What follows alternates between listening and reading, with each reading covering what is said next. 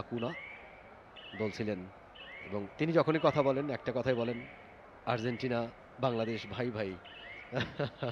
এবং আর্জেন্টিনা এই দলটা বাংলাদেশে এসে বাংলাদেশের আতিথেয়তায় বেশ মুগ্ধ তারা।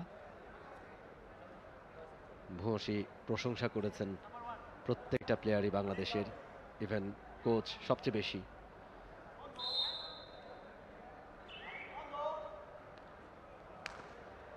সাদ অন রাইট কর্নার, একটা চেইন ডিফেন্স তৈরি করবার চেষ্টা, একটা ব্লকেট তৈরি করবার চেষ্টা।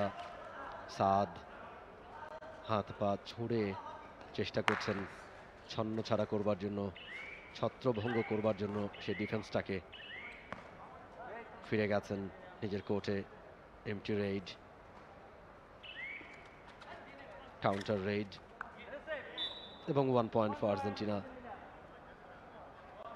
একজনকে আউট করে দিয়েছেন স্বপন খান, বাংলাদেশি রেফারি, দায়িত্ব পালন করছেন এই ম্যাচের রেফারি হিসেবে। বেশ অভিজ্ঞ একজন রেফারি তিনি। রেইড ফর ইরাক,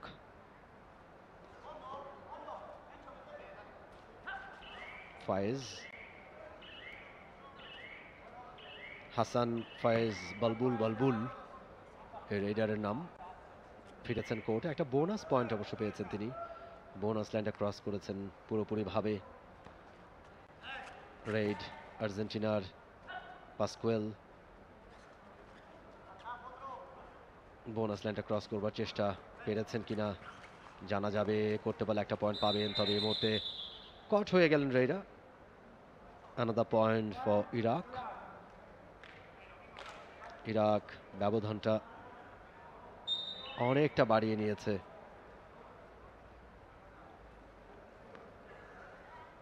40-17 এই মুহূর্তে ব্যবধান, অর্থাৎ 40-17 পয়েন্টে এগিয়ে ইরাক।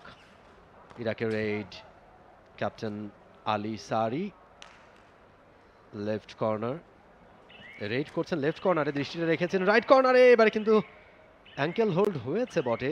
ও কিছুটা উত্তেজনা আমরা দেখলাম।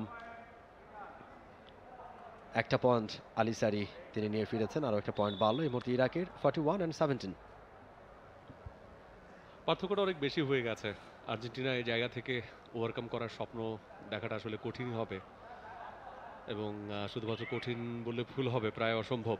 কিন্তু তাদের পার্টিসিপেশনকে সাধুবাদ জানাতে হবে। প্রথমবারের মতো বঙ্গবন্ধু কাপ ইন্টারন্যাশনাল কাবাডি টুর্নামেন্টে তারা অংশ নিচ্ছে। সেকেন্ড হাফের খেলা চলছে, ঠিক 6-7 মিনিটের মতো খেলাও হয়ে গেছে। পয়েন্ট ব্যবধানটা এখনো দ্বিগুণের